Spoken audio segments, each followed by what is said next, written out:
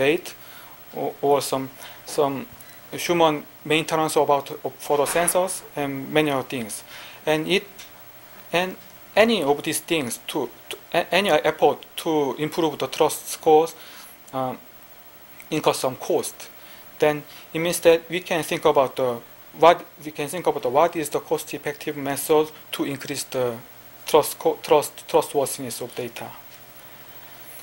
And tracing data provenance is another interesting issues. It means that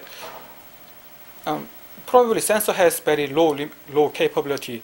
Then probably it does not have add any IDs or provenance information embed the data. Then in this case, we need to trace the data provenance with the data and the structure of the sensor network. Second issue is the delivering provenance. In sensor networks or data stream environment, there is only limited bandwidth and capability in network. And also each sensor or one of the element in the sensor networks can be easily attacked. And then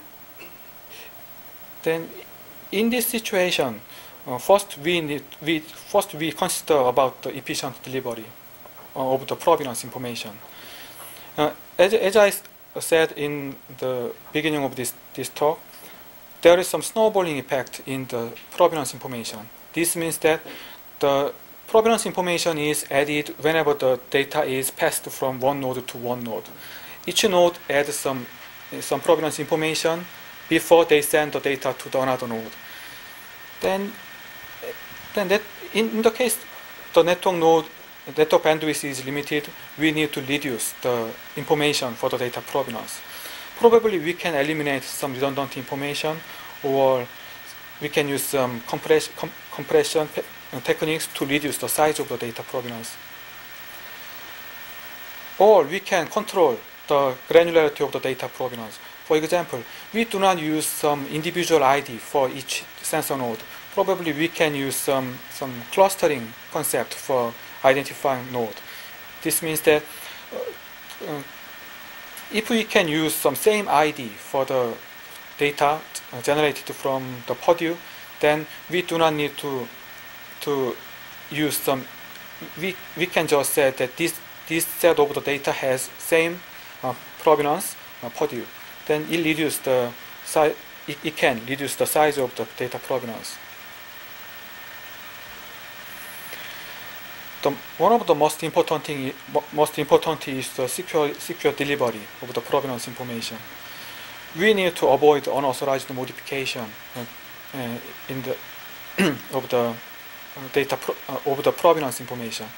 Now we use the provenance information. Now until now I said that provenance information is very important to assess trustworthiness of data. Then someone wants to modify or remove the provenance information to make some fake trustworthiness of the data item. Then we need to protect the provenance information from this kind of attack. For this,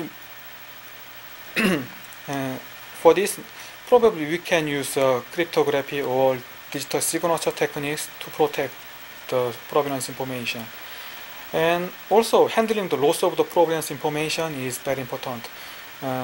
If someone, like the copyright issues,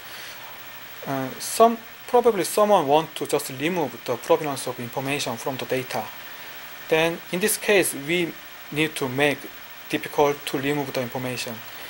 And I think we can use some digital watermarking techniques, embedding the provenance information to the data value itself to protect provenance information from this kind of attacks. Okay, until now I addressed the problem of assessing data trustworthiness based on its provenance in sensor networks. And I also explained about our initial solutions for providing a systematic approach for computing trust scores, and some approaches for evolving the trust scores in the framework. And also I explained some open issues as future works in using data provenance and delivering data provenance. And thank you.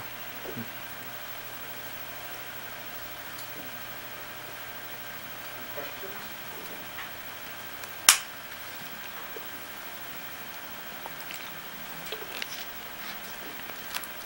Okay, thank you very much.